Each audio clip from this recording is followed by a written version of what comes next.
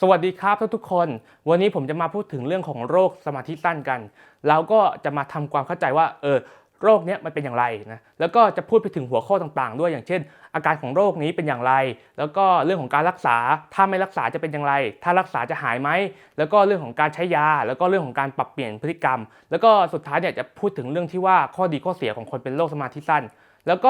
็อาจจะแถมเพิ่มให้อีกนิดนึงแล้วกันแถมเพิ่มให้ก็คืออันนี้สำหรับน้องๆที่เป็นสมาธิสั้นสำหรับคนทั่วไปที่เป็นโรคสมาธิสั้นว่าถ้าเราเป็นโรคนี้ขึ้นมาแล้วเนี่ยเราจะมีวิธีคิดมีมุมมองอย่างไรที่จะทำให้เราเนี่ย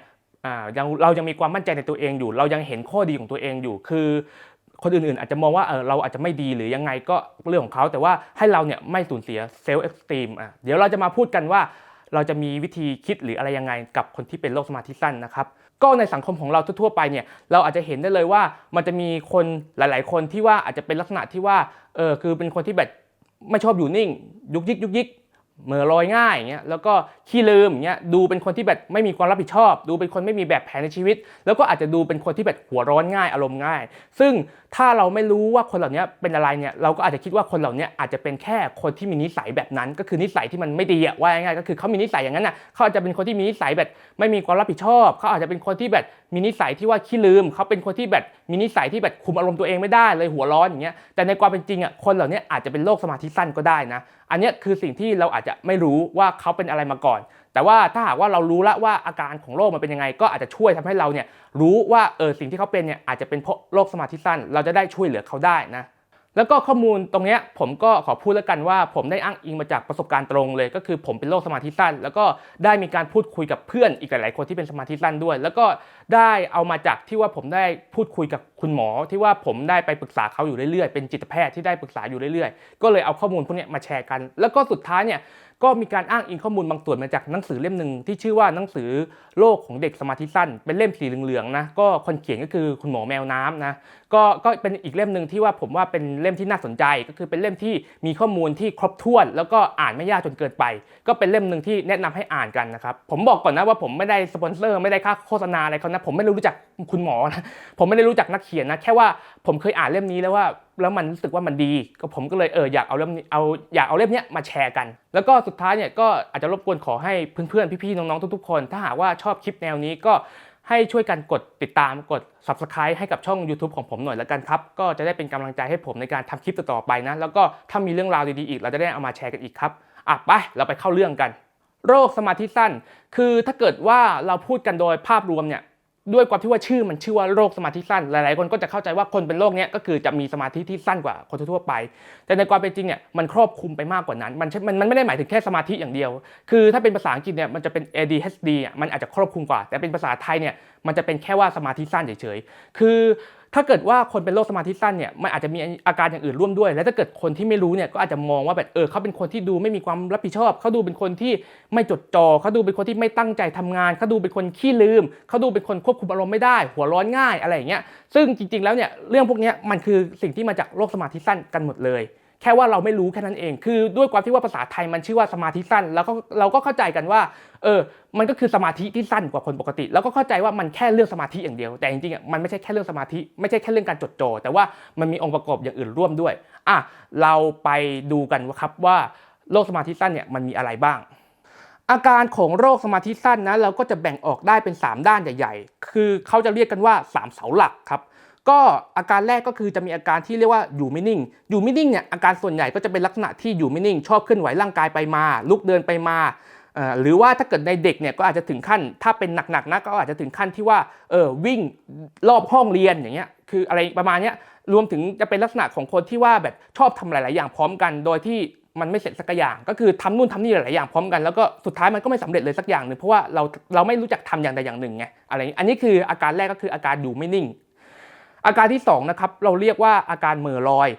อยเนี่ยก็คือจะประกอบไปด้วยอาการที่เหม่อลอยเลยก็คือเหม่อลอยหลุดง่ายสมาธิหลุดง่ายไม่ค่อยโฟกัสอะไรวอกแวกง่ายขี้ลืมไม่รอบคอบเก็บรายละเอียดไม่ค่อยได้ขี้เบื่อวางแผนไม่ค่อยเก่งอะไรอย่างนี้อันนี้ก็คืออาการเหม่อลอยแล้วก็อาการสุดท้ายเนี่ยเราเรียกว่าอาการใจร้อนนะเราเรียกว่าอาการใจร้อนหรือถ้าพูดภาษาชาวบ้านก็คือหัวร้อนง่ายอาการนี้ก็คือจะเป็นคนที่มีอารมณ์ที่ร้อนกว่าคนปกติทั่วไปซึ่ง อารมณ์ที่ร้อนเนี่ยมันจะส่งผลไปให้ทำหลายๆอย่างไม่ดีอย่างเช่นตัดสินใจอะไรเร็วเกินไปขับรถเร็วอ่านหนังสือข้ามบรรทัดคืออ่านหนังสือแบบไม่อ่านหนังสือตามสเต็ปอะคือแบบปุ๊บรีบอ่านอยากให้มันจบอย่างเงี้ยครับแล้วก็อาจจะรวมไปถึงอาการอื่นๆด้วยอย่างเช่นพูดมากพูดเร็วไม่รู้จักการรอคอยอะไรแบบนี้นะก็อันนี้ก็จะเป็นลักษณะของสมาธิสั้นทั้ง3ด่างนะครับซึ่งองค์ประกอบหลักของคนที่เป็นโรคสมาธิสั้นก็จะเป็นแบบนี้แหละก็คือเขาเรียกว่าเป็น3เสาหลักของคนเป็นโรคสมาธิสั้นแต่ทั้งนี้เนี่ยก็ไม่ได้หมายความว่าคนเป็นสมาธิสั้นทุกคนจะต้องมีทั้ง3อย่างนี้อาจจะมีแค่อย่างใดอย่างหนึ่งก็ได้หรือว่าอาจจะมีพร้อมกันทั้ง3อย่างเลยก็ได้คือมันมาด้วยกันก็ได้ครับหรือว่ามันจะมีแค่อย่างใดอย่างหนึ่งก็ได้แล้วก็มันยังรวมไปถึงที่ว่าอาจจะมีอาการอื่นๆเข้ามาด้วยอย่างเช่นอาจจะเป็นโรคสมาธิสั้นที่เป็นโรคอื่นๆร่วมด้วยก็เป็นไปได้เหมือนกันอย่างเช่นเป็น LD ร่วมด้วยหรือว่าเป็นออทิสติกร่วมด้วยหรือว่าเป็นซึมเศร้าร่วมด้วยอะไรอย่างเงี้ยก็เป็นไปได้เหมือนกันแต่ว่าอันนั้นมันคนละโรคกันไงแค่ว่ามันสามารถมาด้วยกันได้อะไรอย่างเงี้ยหรือว่าอะไรย้ำคิดย้ำทำโรคย้ำคิดย้ำทำก็สามารถมาด้วยกันได้เหมือนกันครับโอเคครับส่วนต่อไปเนี่ยเดี๋ยวผมจะมาแชร์แล้วกันนะว่าพอเรารู้ละว่า3เสาหลักของสมาธิสั้นเป็นอย่างไรแล้วประสบการณ์ตรงของผมเป็นอย่างไรบ้างเดี๋ยวผมจะมาแชร์กันเดี๋ยวผมขออนุญาตยก iPad ขึ้นมาอ่านแล้วกันเพราะว่ามันจำไม่ได้ทั้งหมดเพราะว่าจดบันทึกไว้แล้วมันจำไม่ได้ทั้งหมดนะก็อาการของผมนะครับถ้าเราแยกเป็น3เสาหลักเสาแรกเลยก็คืออาการอยู่ไม่นิ่งของผมนะในตอนเด็กๆเนี่ยผมก็เป็นคนที่อยู่ไม่นิ่งต้องหาอะไรทำตลอดก็คือถ้าโดนบังคับให้นั่งนิ่งๆก็นั่งได้แต่ว่ามือก็ต้องยุกยิกหรือเท้าก็ต้องยุกยิกไปด้วยอย่างเงี้ยแล้วก็หรือไม่อีกอย่างนึงก็คือใจเหม่อลอยอะไรอย่างเงี้ยก็คือตัวบังคับให้อยู่นิ่งๆแต่ว่าใจเนี่ยไม่อยู่แล้วใจไปอย่างอื่นแล้วเงี้ยแบบนั่งหน้ากระดานใช่ไหมแต่ว่าใจเนี่ยคือไปอย่างอื่นแล้วไม่อยู่ตรงนี้แล้วอย่างเงี้ยแล้วก็จะเป็นคนที่แบบทำการบ้านเนี่ยจะไม่ทำให้วิชาใดวิชาหนึ่งเสร็จก่อนจะชอบทำหลายๆวิชาพร้อมกันคือทำวิชานี้เสร็จปุ๊บแป๊บนึงเบื่อละไปทำวิชาอื่นแทนอย่างเงี้ยสุดท้ายก็คือไม่เสร็จสักวิชากลายเป็นอย่างนั้นไปซะอะไรอย่างงี้นะแล้วก็อาจจะเป็นคนที่แบบกินข้าวไม่ต่อเนื่องอะไรอย่างเงี้ยอย่างเช่นแบบกินข้าวแป๊บนึงแล้วก็ลุกไปเดินไปทำอย่างอื่นก่อนแล้วค่อยกลับมากินข้าวต่ออะไรอย่างงี้แล้วก็ตอนที่ผมไปฝึกงานที่บริษัทอันนี้โตละเราอายุ20กว่าแล้วเราไปฝึกงานที่บริษัทผมก็จะเป็นคนที่ชอบลุกไปมาตลอดคือจะนั่งทำงานต่อเนื่องไม่ได้ก็จะชอบลุกไปมาตลอดแต่ว่าเราก็อาจจะต้องมีเคล็ดลับบ้างคือลุกเฉยๆไม่ได้อาจจะต้องทำบางอย่างอย่างเช่นลุกไปเข้าห้องน้ำแบบนี้ให้มันดูแบบไม่ใช่ลุกเฉยๆอะไรเงี้ยก็อาจจะแบบลุกไปมาตลอดอะไรเงี้ยคือแบบเดินวนไปวนมาตลอดอะไรเงี้ยงั้นมันจะคิดอะไรไม่ออกเลยอะไรเงี้ยอันนี้คือตอนที่ผมไปฝึกงานซึ่งก็เป็นปัญหาเหมือนกันเพราะว่าเพื่อนร่วมงานที่ทำงานเขาก็ไม่ค่อยเข้าใจเหมือนกันไงแต่ว่าเราก็ไม่ได้บอกอะไรเขาเนาะอันนี้คืออาการแรกของผมนะครับก็คืออาการเรื่องของการอยู่ไม่นิ่งส่วนอาการที่2นะครับก็คืออาการเหม่อลอยนะเหม่อลอยเนี่ยก็คือผมเนี่ยจะเป็นคนที่ขี้ลืมง่ายฟังอะไรก็จำได้ไม่หมดแล้วก็คือลืมง่ายเนี่ยบางทีแหละเราคิดว่าเราจำได้แต่สุดท้ายเราก็จำไม่ได้แล้วก็ถึงขั้นต้องจดเอาไว้แต่ว่าบางครั้งมันก็ลืมถึงขั้นที่ว่าไอ้ที่จดเนี่ยคืออะไรก็ยังไม่รู้เลยอย่างนี้ก็มีนะคือลืมขนาดนั้นเลยก็มีแล้วก็อาจจะเป็นคนที่ฟังอะไรได้ไม่ค่อยละเอียดฟังได้ไม่ครบถ้วนอย่างเช่นหัวหน้างานสั่งอะไรมาเนี้ยก็แบบก็หรือครูสั่งอะไรมาเนี้ยก็แบบฟังอีกอย่างนึงก็จำได้อีกอย่างนึงหรือว่าจำได้ไม่ครบเนี้ยมันก็เลยทำให้เราทำงานผิดพลาดได้นะครับแล้วก็ถ้าเกิดว่านั่งเรียนในห้องเรียนเนี่ยผมจะเป็นคนที่ไม่วิชาหนึ่งมาเรียน45นาทีใช่ไหมแต่ส่วนใหญ่เนี่ยจะเรียนได้ไม่ถึง45นาทีหรอกเต็มที่ก็15นาทีหลังจากนั้นก็หลุดแล้วก็คือตาเนี่ยอาจจะยังจ้องกระดานดำอยู่แต่ว่าในหัวเนี่ยมันหลุดไปเรื่องอื่นแล้วอะไรเงี้ยก็คือเหม่อลอยไปคิดเรื่องอื่นแล้วอะไรเงี้ยประมาณนี้ครับแล้วก็อาการสุดท้ายก็คืออาการหัวร้อนผมเนี่ยเป็นคนที่หัวร้อนง่ายเหมือนกันก็คื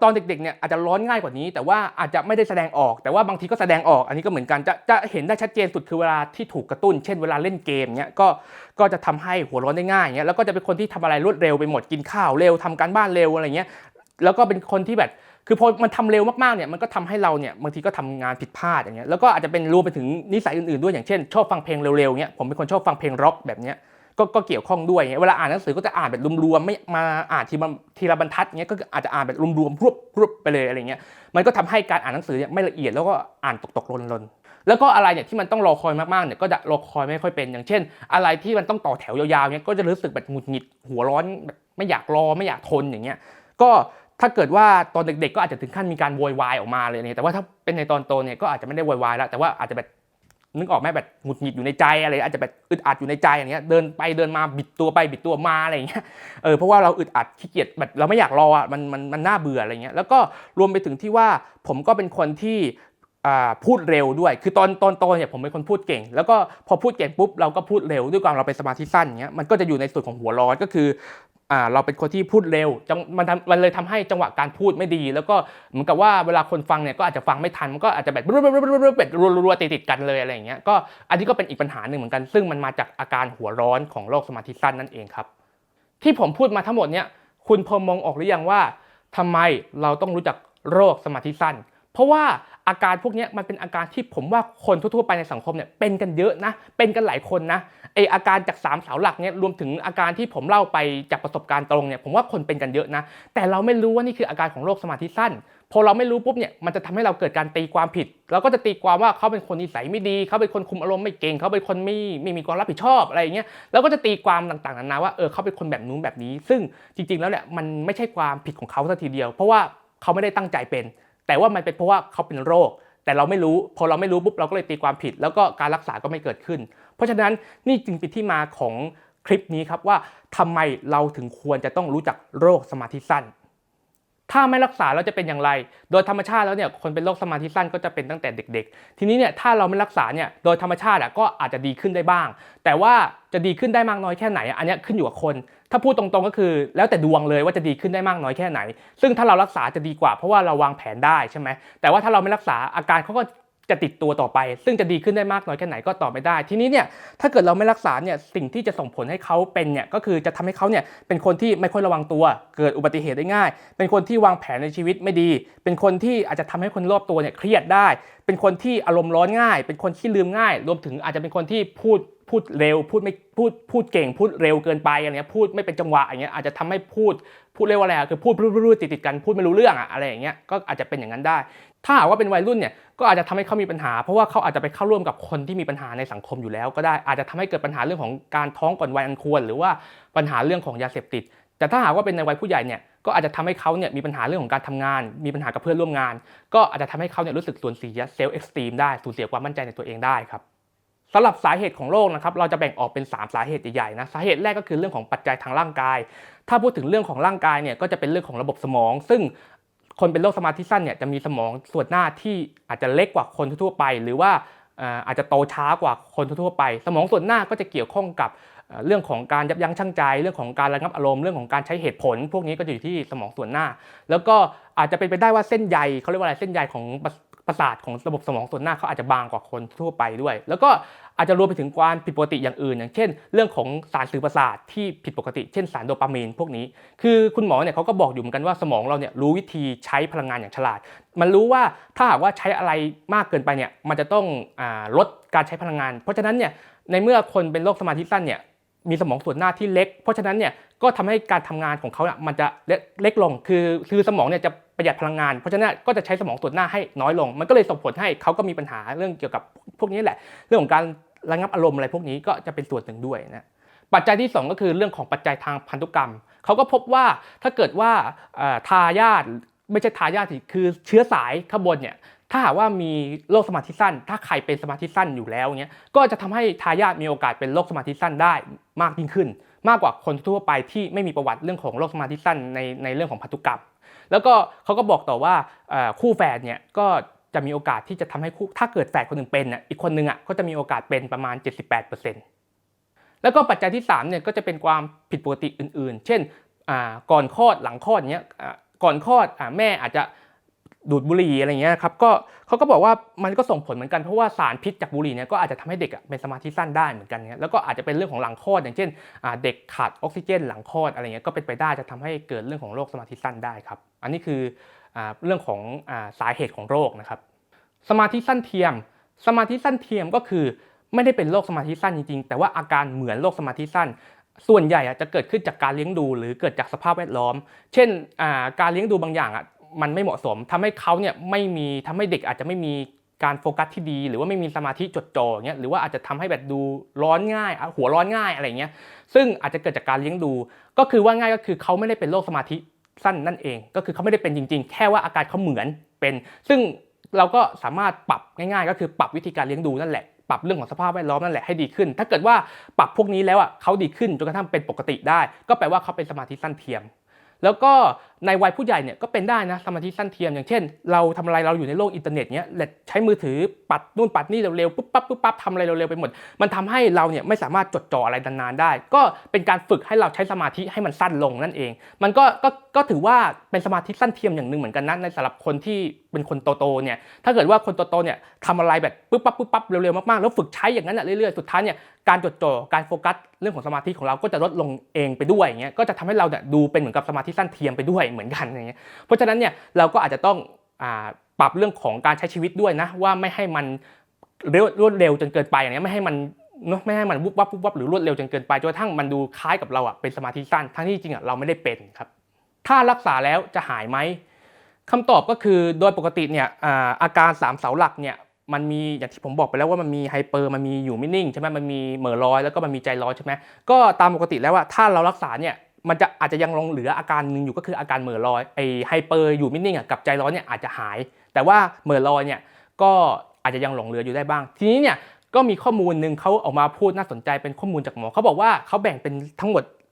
1 ใน 3ส่วนก็คือเขาแบ่งเป็น 33% เท่ากันเลยคือ3ส่วนเขาบอกว่าถ้ารักษาแล้วเนี่ย1 ใน 3เนี่ยจะหายเทียบเคียงคนปกติหรือเรียกง่ายๆก็คือแทบจะหายขาดเลยก็คือหายเหมือนคนปกติเลยก็คือรักษาจนกระทั่งหายแทบจะเหมือนคนปกติได้เลยอันนี้คือ1 ใน 3ส่วนอีก1 ใน 3เนี่ยก็คือรักษาแล้วจะดีขึ้นอาจจะยังหลงเหลืออาการอยู่บ้างเล็กๆน้อยๆแต่ก็ดีขึ้นแล้วก็อีก1 ใน 3เนี่ยก็คือรักษาแล้วก็อาจจะดีขึ้นได้แค่เล็กน้อยอาจจะดีขึ้นไม่ดีเท่าที่ควรก็เลยแบ่งเป็น3ส่วนเพราะฉะนั้นเนี่ยถ้าถามว่ารักษาแล้วเนี่ยจะเป็นยังไงก็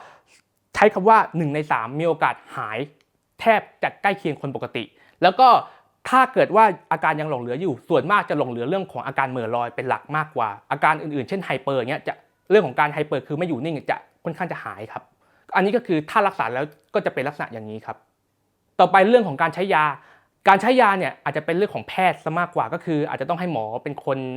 วินิจฉัยแล้วก็เป็นคนจ่ายยาอย่างนี้ตามความเหมาะสมนะทีนี้เนี่ยการใช้ยาเนี่ยหลักการทำงานของยาคือมันจะไปช่วยปรับสารสื่อประสาทในสมองแล้วก็จะไปช่วยกระตุ้นทำให้สมองส่วนหน้าเนี่ยทำงานได้ดีขึ้นก็คือเขาพบเลยว่าถ้าเกิดว่าเรากระตุ้นด้วยการใช้ยาตั้งแต่เด็กๆไปเรื่อยๆเนี่ยพอโตขึ้นมาเป็นวัยรุ่นหรือว่าเข้าสู่วัยผู้ใหญ่เนี่ยสมองส่วนหน้าก็จะโตขึ้นแบบอาจจะบางคนอาจจะใกล้เคียงคนปกติได้เลยประมาณนี้สำหรับการใช้ยาเนี่ยก็หลักๆก็จะมียาหลายกลุ่มแต่ว่ากลุ่มที่นิยมใช้มากที่สุดก็จะเป็นกลุ่มของยาลิตารีนกับอะไรนะโคสตาจะเป็น2ตัวนี้ก็คือยาพวกนี้เหมือนกันเลยก็คือยากลุ่มนี้เขาบอกว่าเป็นยาที่ค่อนข้างจะได้ผลคนก็เลยใช้เยอะทีนี้ก็เมื่อกินไปแล้วเนี่ยมันก็จะทำให้เราเนี่ยอยู่นิ่งได้มากขึ้นแล้วก็ทำให้เรามีสมาธิได้มากขึ้นก็คือไอ้3เสาหลักไอ้3อย่างที่ว่ามาเนี่ยมันก็จะทำให้เราดีขึ้นเมื่อเราใช้ยานั่นเองทีนี้เนี่ยก็อาจจะมีผลข้างเคียงเรื่องของการเบื่ออาหารอะไรพวกนี้ได้นะครับหรือว่าอาจจะมีอาการปวดหัวได้อันนี้อาจจะต้องเป็นเรื่องของการลดโดสยาถ้าเกิดว่ามีอาการปวดหัวหรือเบื่ออาหารจนเกินไปก็ลิตาลีนเนี่ยคนใช้กันเยอะมากเพราะว่ามันราคาถูก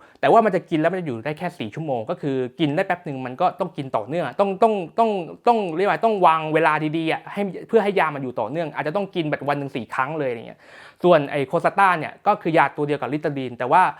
โคสตาจะกินเม็ดเดียวอาจจะกินตอนเช้าเม็ดเดียวอยู่ได้ตลอดทั้งวันเม็ดหนึ่งอยู่ได้12 ชั่วโมงอย่างเงี้ยอันนี้ก็จะเป็นโคสตาแต่ว่าโคสตาก็จะแพงกว่าเพราะว่าเป็นเรื่องของเทคโนโลยียาที่มันแพงกว่านั่นเองทีนี้ถ้าเกิดว่าคุณใช้ยาไปแล้วยังไงก็แล้วแต่ก็อาจจะต้องให้ปรึกษาคุณหมออีกทีนึงแล้วกันว่าควรจะใช้ยาระดับไหนควรจะหยุดยาเมื่อไหร่อย่าหยุดยาเองคือบางทีเนี่ยอาการของเด็กเนี่ยเป็นตั้งแต่เด็กแล้วได้ยามาอย่างต่อเนื่องจนกระทั่งเข้าสู่วัยรุ่นเขาดีขึ้นเองเนี่ยเขาดีขึ้นจนกระทั่งแบบเขาดีขึ้นระดับจนกระทั่งเราพอใจละบางทีหมออาจจะแบบถ้าอย่างนั้นก็ถอดยาออกก็ได้ก็คือไม่ต้องกินยาละแล้วก็อาจจะใช้วิธีที่ว่ากินยาเป็นบางช่วงเวลาก็พอไม่ต้องกินทุกวันอย่างเช่นอาจจะกินในช่วงที่ประชุมงานเนี่ยอาจจะกินในช่วงที่ต้องใช้สมาธิเยอะๆเนี่ยกินยาแค่ช่วงนั้นก็พออย่างนี้ก็มีครับก็อันนี้ก็จะเป็นเรื่องรายละเอียดของคุณหมอแล้วว่า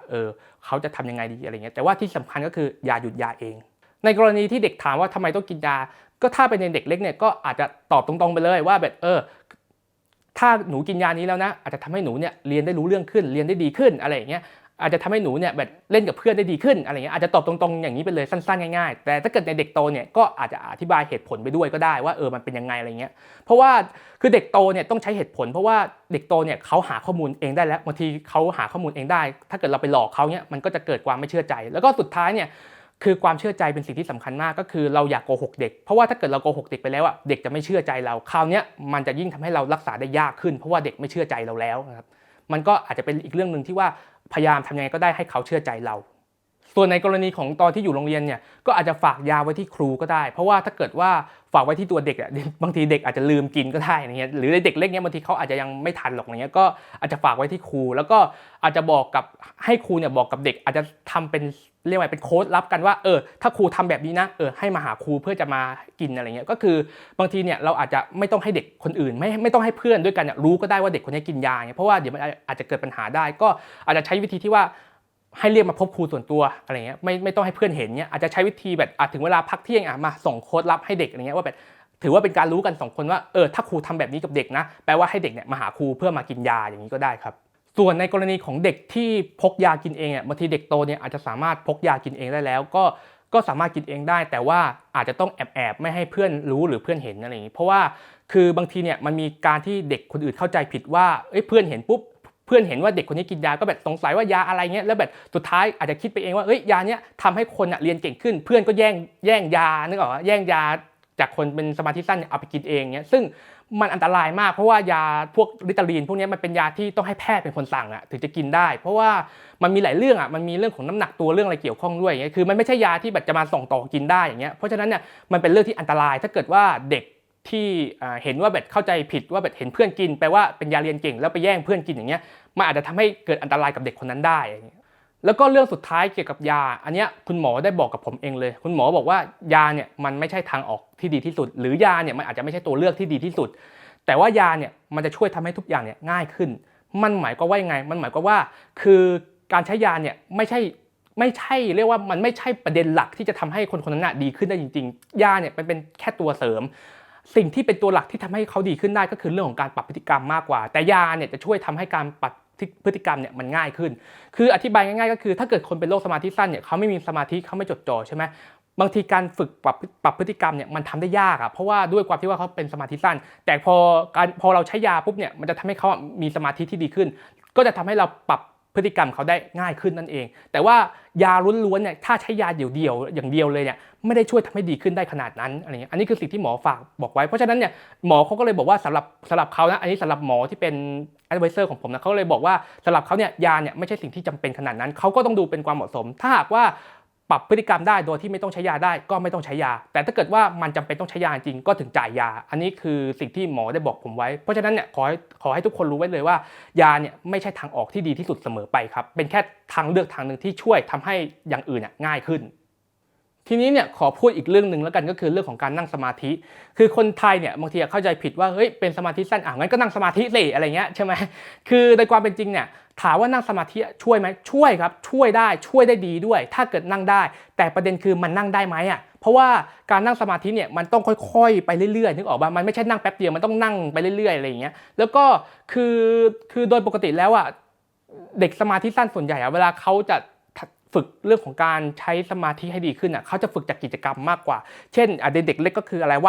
าดรูปเล่นใช่ป่ะลากเส้นอะไรอย่างเงี้ยใช่ไหมในเด็กเล็กแต่เกิดในเด็กโตเนี่ยอาจจะฝึกเช่นร้อยลูกปัดอะไรอย่างเงี้ยคือทำอะไรก็ได้ให้เขามีการโฟกัสที่ต่อเนื่องผ่านกิจกรรมแต่ว่าการนั่งสมาธิเนี่ยมันเป็นอะไรที่ไม่ใช่กิจกรรมมันดูน่าเบื่อมันคือการนั่งนิ่งๆอะไรอย่างเงี้ยมันอาจจะเป็นการหายใจเข้าออกพุทโธก็ได้แต่ว่ามันก็ยังดูน่าเบื่ออยู่ดีอย่างเงี้ยเพราะฉะนั้นคือผมเลยมองว่ามันไม่ใช่ทุกคนจะทำได้ไงคือถามว่านั่งสมาธิช่วยไหมช่วยได้ถ้าเกิดทำได้ทำเลยสนับสนุนแต่ว่ามันไม่ใช่ทุกคนจะทำได้เพราะฉะนั้นเนี่ยผมเลยมองว่าถ้าอย่างนั้นเราอาจจะไม่จำเป็นต้องใช้วิธีนี้เราหาทางออกด้วยวิธีอื่นแทนดีกว่าไหมหรืออาจจะเป็นการเล่นโยคะก็ได้เงี้ยก็จะช่วยได้เงี้ยเพราะฉะนั้นเนี่ยก็ขอให้รู้กันไว้แล้วกันเนาะว่าคือการนั่งสมาธิมันเป็นทางออกนึงแต่ว่ามันไม่ได้ใช้ได้กับทุกคนและส่วนใหญ่คนเป็นสมาธิสั้นก็จะนั่งไม่ได้ด้วยมันดูน่าเบื่อมันดูแบบนึกออกใช่ไหมคนเป็นโรคสมาธิสั้นมันจะไม่ชอบอะไรที่น่าเบื่ออะไรเงี้ย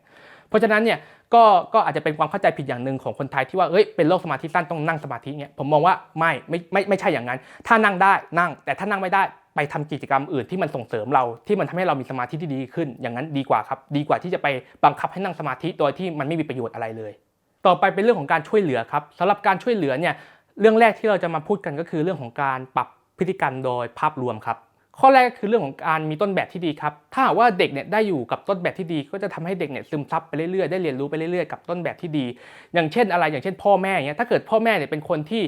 ใจเย็นพ่อแม่เนี่ยเป็นคนที่รอคอยเป็นคนใช้เหตุผลพ่อแม่เป็นคนที่เรียกว่าไงส่งเสริมให้เขาเนี่ย มีสมาธิได้มากขึ้นคือพ่อแม่เป็นต้นแบบที่ดีนั่นเองก็จะทำให้โอกาสที่จะทำให้เขาเนี่ยซึมซับต้นแบบที่ดีอย่างพ่อแม่ไปเนี่ยก็จะมีมากขึ้นเพราะฉะนั้นเนี่ยสิ่งแรกที่สำคัญที่สุดเลยก็คือก่อนใดเลยอ่ะพ่อแม่ต้องคุมอารมณ์ให้ได้ก่อนอะไรเงี้ยคือถ้าเกิดว่าเด็กเป็นสมาธิสั้นเนี่ยมันจะมีเรื่องของอารมณ์ร้อนใช่ไหมถ้าเกิดพ่อแม่เป็นคนอารมณ์ร้อนแสดงอารมณ์ร้อนให้เด็กเห็นอยู่ตลอดเรื่อยๆหรือใช้อารมณ์ร้อนกับเด็กเรื่อยๆเนี่ยเด็กก็จะซึมซับแบบนั้นน่ะแต่ถ้าเกิดว่าพ่อแม่เนี่ยเป็นต้นแบบที่ดีมีอารมณ์ที่เย็นคุมอารมณ์ได้เงี้ยก็จะส่งผลให้เด็กเนี่ยมีเรื่องของเขาเรียกว่าเป็นเรื่องของเอฟเฟกต์ที่เป็นเรื่องของสภาพแวดล้อมอ่ะที่ดีให้กับเด็กได้ด้วยก็จะส่งเสริมให้เด็กเนี่ยอาจจะมีเรื่องของใจร้อนที่น้อยลงได้ครับข้อที่2เลยก็คืออาจจะต้องมีการช่วยเรื่องของการจัดตารางหรือเรื่องของการวางแผนก็คือเด็กกลุ่มนี้จะวางแผนได้ไม่ดีเราก็อาจจะต้องช่วยเขาในการวางแผนอาจจะเป็นเรื่องของการจัดตารางเวลาจัดตารางสอนอย่างเงี้ยก็ช่วยเขาจัดตารางเวลาว่าแบบเวลานี้จะทำอะไรหรือว่าช่วยเขาในการวางแผนให้เป็นขั้นตอนก็คือคือเด็กกลุ่มนี้อาจจะทำตามขั้นตอนได้ไม่ดีเงี้ยเราก็อาจจะต้องส่งเสริมเขาว่าแบบเราจะมาช่วยเขาวางแผนให้เขาทำตามขั้นตอนต่างๆได้ดีขึ้นให้สอนเขาว่าแบบให้เขาทำตามขั้นตอนยังไงแล้วก็เราอาจจะช่วยเขาในการวางแผนด้วยอย่างเงี้ยครับข้อที่3ก็คือถ้าหากว่าเด็กเนี่ยกำลังอารมณ์ร้อนอยู่กำลังหัวร้อนอยู่เงี้ยคุณก็อย่าเพิ่งไปดุไปด่าเขาก็คือรอให้เขาอารมณ์สงบก่อนอารมณ์เย็นก่อนแล้วหลังจากนั้นค่อยอบรมค่อยตักเตือนอย่างนั้นจะดีกว่าเพราะว่าถ้าเขาร้อนๆอยู่แล้วคุณไปดุไปด่าเขามันจะยิ่งเหมือนกับสุมไฟให้แรงขึ้นมันจะยิ่งทำให้ทุกอย่างเนี่ยแย่ลงกว่าเดิมข้อที่4นะครับก็คือเรื่องของการใช้เครื่องมือเข้ามาช่วยคือเด็กกลุ่มนี้จะเป็นคนที่ขี้ลืมง่ายเราอาจจะใช้วิธีใช้เครื่องมือเข้ามาช่วยเช่นใช้นาฬิกามาตั้งปลุกหรือว่าใช้กระดาษโน้ตเข้ามาช่วยจดโน้ตไว้อย่างเงี้ยหรือว่าใช้โพสต์อิทเข้ามาช่วยจดไว้เงี้ยก็เป็นวิธีหนึ่งที่จะช่วยได้เพราะว่าเด็กกลุ่มนี้บางทีจำด้วยปากเปล่าเขาก็ลืมใช่ไหมก็อาจจะใช้วิธีการจดแทนเพื่อจะทำให้ไม่ลืมหรือว่าเรื่องโดยเฉพาะเรื่องไหนที่มันสำคัญก็จะได้ไม่ลืมข้อที่5นะครับก็คือเรื่องของการเสริมแรงครับแล้วก็อาจจะใช้วิธีให้รางวัลเขาอย่างเงี้ยก็คือถ้าเกิดว่าเขาแบบมีพฤติกรรมที่ดีที่เหมาะสมเราก็ให้รางวัลเขาอาจจะเป็นขนมก็ได้ให้ดาวก็ได้ในเด็กเล็กหรือว่าเอาจริงแค่กอดอะไรอย่างนี้ก็ได้นะก็จะถือว่าเป็นการให้รางวัลอย่างหนึ่งแล้วก็ถ้าหากว่าเขาทำพฤติกรรมไม่เหมาะสมเราก็อาจจะต้องมีการแบบทำโทษอย่างเหมาะสมอย่างเงี้ยอะไรอย่างเงี้ยก็จะเป็นวิธีหนึ่งที่ดีแต่ว่าการทำโทษบางอย่างก็ไม่ดีนะอย่างเช่นการตีอย่างเงี้ยก็ไม่ค่อยเห็นด้วยเท่าไหร่เงี้ยอันนี้ก็อาจจะต้องดูความเหมาะสมอีกทีนึงนะว่าจะเสริมแรงยังไงดีก็อาจจะดูเป็นตามสถานการณ์นะแล้วก็เสริมแรงตามสถานการณ์ครับข้อที่6ก็จะเป็นเรื่องของการส่งเสริมกิจกรรมก็อาจจะเป็นเรื่องของกีฬาดนตรีอย่างนี้ก็ได้ก็จริงๆกีฬาเนี่ยน่าสนใจเพราะว่าเขาพบกันว่าเด็กที่เป็นสมาธิสั้นเนี่ยจะมีพลังงานที่ล้นเหลือพลังงานจะเยอะเกินการใช้การเล่นกีฬาก็เป็นอีกทางเรื่องหนึ่งที่ดีที่จะทำให้เขาใช้พลังงานปลดปล่อยนึกออกป่ะพลังงานเขาเยอะกว่าคนทั่วไปเขาก็ปลดปล่อยโดยการเล่นกีฬาก็คือเป็นการปลดปล่อยพลังในเชิงสร้างสรรค์นั่นเองเนี่ยก็เป็นการที่ทำให้เขาใช้พลังงานที่เขามีเยอะจนกระทั่งแบบให้มันแบบน้อยลงอะไรเงี้ยได้เนี่ยก็จะทำให้เขามีสมาธิกลับมาที่ดีขึ้นได้เงี้ยก็คือใช้พลังงานในทางด้านที่ถูกต้องก็คือใช้ในการเล่นกีฬาอะไรเงี้ยก็ดีกว่าไปปลดปล่อยอย่างอื่นเพราะว่านึกออกใช่ไหมว่าสมาธิสั้นมันพลังงานมันเยอะเดี๋ยวมันก็ไม่อยู่นิ่งบ้างไม่อะไรอย่างนี้บ้างเนี่ยแต่ถ้าเกิดว่าเรามีกีฬาช่วยเนี่ยก็จะทำให้เขาปลดปล่อยพลังงานในทางด้านที่ถูกต้องได้ครับข้อที่7นะครับผมก็จะขอพูดกับเด็กโตแล้วกันสำหรับเด็กโตเนี่ยก็การที่ทำให้เขาเคลื่อนที่ถ้าเกิดเขายังมีเรื่องของอยู่นิ่งไม่ได้อยู่การเคลื่อนที่ก็อาจจะช่วยทำให้เขากลับมามีสมาธิได้มากขึ้นเช่นเขานั่งทำงานไปเรื่อยๆอย่างเงี้ยสัก15 นาทีเขาเริ่มไม่มีสมาธิแล้วการที่เขาลุกขึ้นไปเดินก็อาจจะทำให้เขากลับหลังจากที่เขาลุกเดินแล้วกลับมาอาจจะทำให้เขามีสมาธิกลับมาได้ดีขึ้นได้อย่างเงี้ยก็อาจจะใช้กับเด็กโตก็ได้คือถ้าเกิดว่านั่งนานๆแบบ20 นาทีแล้วแบบมันไม่มีสมาธิแล้วเงี้ยก็อาจจะไปลุกเดินแป๊บนึงแล้วค่อยกลับมาทำต่ออย่างนี้ก็ได้เหมือนกันอย่างนี้ก็ใช้วิธีนี้ก็ได้เหมือนกันแต่ว่าก็อาจจะต้องระวังนิดนึงเพราะว่าเราก็ไม่รู้ว่าไอ้คนรอบตัวเรามันเข้าใจไหมถ้าเกิดว่าไปทำงานในที่ทำงานเนี้ยบางทีเพื่อนร่วมงานมันไม่เข้าใจก็อาจจะลำบากหน่อยเงี้ยอาจจะต้องหาวิธีเช่นลุกไปเข้าห้องน้ำอะไรอย่างเงี้ยอีกทีหนึ่งแล้วก็อีกเรื่องหนึ่งสำหรับเด็กโตนี่ก็คือเขาใช้คำว่าประสบการณ์จะช่วยสอนก็คืออย่างผมอย่างเงี้ยผมเคยทำกล้องตกกระเป๋าคือเราลูดซิปกระเป๋าไม่สนิทลืมขี้ลืมว่าง่ายคือเราลืมเราเอากล้องใส่กระเป๋าแล้วเราลืมลูดซิปแล้วสุดท้ายเนี่ยกล้องตกจากกระเป๋ากล้องตกลงมาเลยแต่โชคดีที่ว่ามันไม่พังเงี้ยก็หลังจากนั้นผมไม่เคยลืมลูดซิปอีกเลยหลังจากนั้นเราจะลูดซิปกล้องกระเป๋ากล้องตลอดเวลาเลยก็คือเราจะจำได้เลยว่าแบบสุดท้ายพอเราเอากล้องใส่ปุ๊บมันจะนึกขึ้นมาได้เลยว่าเฮ้ยต้องรูดซิปนะอะไรเงี้ยรูดซิปหรือยังเนี่ยมันจะเตือนตัวเองเงี้ยหลังจากนั้นไม่เคยลืมรูดซิปอีกเลยเงี้ยอันนี้เขาเรียกว่าประสบการณ์ช่วยสอนเขาเรียกว่าเป็นการเรียนรู้จากความผิดพลาดวิธีนี้ก็สามารถใช้ได้กับเด็กโตเหมือนกันครับก็คือเราเรียนรู้จากความผิดพลาด แล้วก็สุดท้ายเนี่ยเป็นเรื่องของการสร้างวินัยโดยธรรมชาติของคนเราเนี่ยเวลาทำอะไรสักอย่างหนึ่งแล้วเนี่ยมันจะทำได้แบบมันจะทำได้ไม่ค่อยต่อเนื่องแต่ถ้าเกิดมันต่อเนื่องไปสักอย่างหนึ่งเหมือนกับเครื่องยนต์ที่ติดเหมือนกับเขาเรียกว่าไงเหมือนกับวอร์มจนกระทั่งมันติดแล้วมันจะทำต่อเนื่องไปได้นานๆเพราะฉะนั้นเนี่ยกับคนที่เป็นสมาธิสั้นก็เหมือนกันในช่วงแรกๆเนี่ยมันอาจจะจุดติดยากหน่อยมันอาจจะมีสมาธิอะไรกับบางเรื่องยากหน่อยแต่ถ้าเกิดมีกับมันไปได้สักระยะหนึ่งแล้วมันจะหยุดติดมันจะทำงานต่อไปได้เรื่อยๆอย่างเงี้ยก็อาจจะเป็นเรื่องของการสร้างวินัยละอันนี้ว่าเราจะสร้างวินัยยังไงว่าเวลานี้นะต้องทำอันนี้ก็คือต้องทำอะไรเงี้ยอาจจะเป็นเรื่องของวินัยและอะไรเงี้ยอันนี้ก็สำหรับเด็กโตเหมือนกันครับต่อไปก็คือเป็นการช่วยเหลืออีกประเภทหนึ่งก็คือเป็นการช่วยเหลือในห้องเรียนเรามาดูกันว่าเป็นยังไงบ้างครับสำหรับเนื้อหาในห้องเรียนอันนี้อาจจะเป็นเรื่องของครูซะมากกว่าก็อาจจะเป็นการปรับเนื้อหาให้มันดูแบบมีความสนุกมันมีอะไรที่แบบไม่น่าเบื่อจนเกินไปเช่นการใช้ภาพประกอบในการสอนอย่างเงี้ยแล้วก็อาจจะเป็นการสอนให้มันสนุกขึ้นให้มันเล้าอารมณ์มากขึ้นว่าง่ายๆก็จะทำให้เด็กกลุ่มนี้ชอบได้มากขึ้นอันนี้ก็จะอาจจะเป็นอีกวิธีหนึ่งถ้าเกิดว่าเด็กเนี่ยมีอาการที่เหม่อลอยวอกแวกก็ให้ครูเนี่ยใช้วิธีเรียกชื่อเด็กหรือแตะตัวเด็กเพื่อให้เด็กเนี่ยกลับมาเพราะว่าเด็กที่สมาธิสั้นเนี่ยเวลาเขาหลุดก็คือเขาหลุดเลยก็คือเขาเหม่อลอยเขาหลุดไปแล้วแล้วก็ต้องทำยังไงก็ได้ให้เขารู้สึกตัวกลับมาให้ได้เงี้ยครับก็อาจจะไม่ใช้วิธีดุด่าอะไรอย่างนี้แล้วก็อาจจะใช้วิธีแค่เรียกชื่ออย่างนี้ก็ได้หรือว่าแบบแตะตัวเด็กเบาๆอย่างนี้ก็ได้ให้เขารู้สึกตัวให้เขากลับมานั่นเองแนะนำเรื่องของการให้เด็กจัดตารางหมวดหมู่ให้ดีคือเด็กสมาธิสั้นเนี่ยมันจะดูเหมือนกับเป็นคนที่ไม่มีระเบียบเพราะฉะนั้นเนี่ยเราอาจจะต้องสอนเขาให้เขาแบ่งหมวดหมู่แบ่งวิชาแบ่งอะไรให้มันเรียบร้อยแล้วก็อาจจะเรื่องของการจดการบ้านอันนี้ให้เขาจดการบ้านอันนี้เพราะว่าบางทีเขาก็ลืมใช่ไหมแล้วก็อาจจะใช้วิธีที่ว่าจดการบ้านใส่กระดาษใส่สมุดหรือใส่สมุดจดการบ้านแบบนี้ก็ได้เพื่อจะทำให้เขาเนี่ยไม่ลืมแล้วก็ให้มีการตักเตือนเด็กว่าเช่นเวลาใกล้จะหมดแล้วนะอะไรเงี้ยเพื่อให้เด็กเตรียมตัวเพราะว่าบางทีเด็กกลุ่มนี้เขาจะวางแผนช่วงเวลาได้ไม่ดีถ้าเกิดว่าเราไม่บอกเขาบางทีเขาอาจจะไม่รู้ว่าตอนไหนหมดเวลาเงี้ยเขาอาจจะทำให้เขาเนี่ยทำงานได้ผิดพลาดเงี้ยเราอาจจะใช้วิธีที่ว่าบอกเขาว่าแบบอีก5 นาทีจะหมดเวลาเงี้ยให้เขารู้ตัวแล้วก็เราก็ควรจะต้องเตือนเด็กด้วยว่าใกล้จะหมดเวลาแล้วอะไรเงี้ยเพราะว่าเด็กกลุ่มนี้บางทีเขาจัดเรื่องของเวลาไม่ดีเงี้ยคือบางทีเนี่ยเขาไม่รู้ตัวว่าเวลาจะหมดเมื่อไหร่เงี้ยเขาก็อาจจะแบบทำงานหรือทำการบ้านหรือว่าอาจจะแบบนั่งเรียนอะไรเงี้ยจนกระทั่งแบบมันหมดเวลาโดยที่เขาแบบไม่ทันตั้งตัวอย่างเงี้ยเราก็อาจจะบอกเขาว่าแบบอีก5 นาทีจะหมดเวลาแล้วนะอะไรอย่างเงี้ยก็อาจจะเป็นลักษณะอย่างนั้นก็ได้เงี้ยแล้วก็รวมไปถึงที่ว่าถ้าเกิดว่าสุดท้ายแล้วเนี่ยถ้าเด็กไม่มีสมาธิจริงๆบางทีเราก็อนุญาตให้เขาไปพักได้อย่างเช่นถ้ามันแบบเรียนได้แค่20 นาทีจริงๆเงี้ยก็อาจจะต้องปลดปล่อยให้เขาไปเบรกก่อนแป๊บนึงแล้วค่อยให้เขากลับมาเพราะว่าเขาอาจจะไม่สามารถยิงยาวๆได้เหมือนกับเพื่อนด้วยกันอะไรอย่างเงี้ยแล้วก็อีกเทคนิคนึงก็คือให้เด็กสมาธิสั้นเนี่ยไปนั่งอยู่หน้าห้องไปนั่งอยู่ใกล้ๆหน้ากระดานเพราะว่าถ้าเกิดว่าเด็กนั่งอยู่ใกล้ๆหน้าห้องหน้ากระดานเนี่ย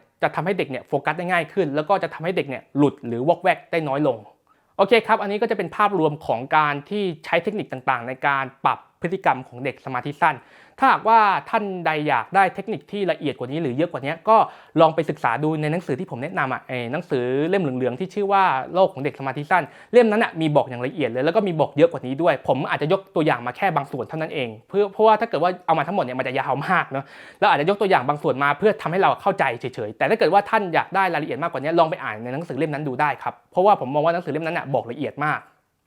กโอเคทีนี้เรามาดูเรื่องของข้อดีกับข้อเสียของคนที่เป็นโรคสมาธิสั้นกันบ้างอย่างที่ผมพูดไปตลอดว่าทุกอย่างมีทั้งข้อดีและข้อเสียนะเรามาดูกันบ้างเป็นยังไงสำหรับข้อดีนะครับก็คือคนเป็นโรคสมาธิสั้นเนี่ยเขาจะมีความร่าเริงแจ่มใสอย่างเงี้ยแบบนึกออกแบบเรียกไงก็คือร่าเริงแจ่มใสก็คือแบบอารมณ์ดีง่ายอะไรเงี้ยคือแบบชอบอะไรอย่างเวลาเรียนก็ชอบเรียนด้วยรูปภาพเงี้ยชอบใช้อะไรที่เป็นอารมณ์อย่างเงี้ยชอบเข้าถึงอารมณ์ง่ายอะไรอย่างเงี้ยอาจจะเป็นอย่างนึงแล้วก็จะเป็นคนที่ทำอะไรรวดเร็วอย่างเงี้ยทำอะไรรวดเร็วมีพลังงานเยอะดูแบบเป็นคนที่มี energy ตลอดเวลาอย่างเงี้ยคือแบบดูมีพลังงานล้นเหลืออย่างเงี้ยแล้วก็แบบเป็นคนที่แบบทำนู่นทำนี่แบบฟุบฟับได้ไวอะไรเงี้ยแล้วก็ข้อดีอีกอย่างก็คือเขาบอกว่าเป็นคนที่มีจินตนาการเยอะอันนี้ก็เป็นข้อดีอีกอย่างนึงของคนที่เป็นสมาธิสั้นส่วนข้อเสียนะข้อเสียก็คืออาจจะต้องพูดเรื่องเดิมๆซ้ำๆบ่อยๆอย่างเงี้ยเพราะว่าเขาเป็นคนขี้ลืมนะหรือบางทีฟังได้ไม่หมดหรือบางทีเขาเหม่อลอยเพราะฉะนั้นอาจจะต้องทำให้เราต้องพูดเรื่องเดิมๆซ้ำๆจี้กับเขาบ่อยๆอย่างเงี้ยแล้วก็ข้อเสียอีกอย่างนึงก็คือเขาจะเป็นคนที่วางแผนได้ไม่เก่งไม่รอบคอบอย่างเงี้ยก็อาจจะเป็นข้อเสียอีกอย่างนึงเรื่องของการวางแผนแล้วก็เรื่องของความไม่รอบคอบแล้วก็ข้อเสียอีกอย่างนึงก็คือเป็นคนที่ควบคุมอารมณ์ได้ไม่ดีหัวร้อนง่ายจุดเดือดต่ำอย่างเงี้ยแล้วก็ข้อเสียสุดท้ายก็คืออาจจะเป็นคนที่พูดมากพูดเก่งพูดไ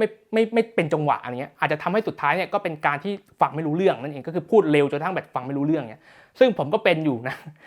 คือถ้าคุณดูคลิปคุณก็อาจจะพอรู้แหละว่ามันก็เป็นลักษณะอย่างหนึ่งของคนเป็นสมาธิสั้นก็คือผมก็อาจจะยังมีบางช่วงที่พูดรัวๆติดกันอะไรเงี้ยเป็นคนที่พูดเร็วอย่างเงี้ยก็พยายามฝึกให้มันช้าลงดูอย่างเงี้ยสมัยก่อนผมพูดเร็วกว่านี้อีกเงี้ยแล้วก็ฝึกไปเรื่อยๆนะ โอเคทีนี้เรามาถึงหัวข้อสุดท้ายกันแล้วครับหัวข้อนี้ผมคิดเองเลยไม่มีในหนังสือเล่มไหนไม่เคยเจอด้วยในหนังสือเล่มไหนเท่าที่อ่านมาอันนี้ผมคิดเองเลยหัวข้อนี้มีชื่อว่า put the right man on the right job อันนี้เป็นคำพูดที่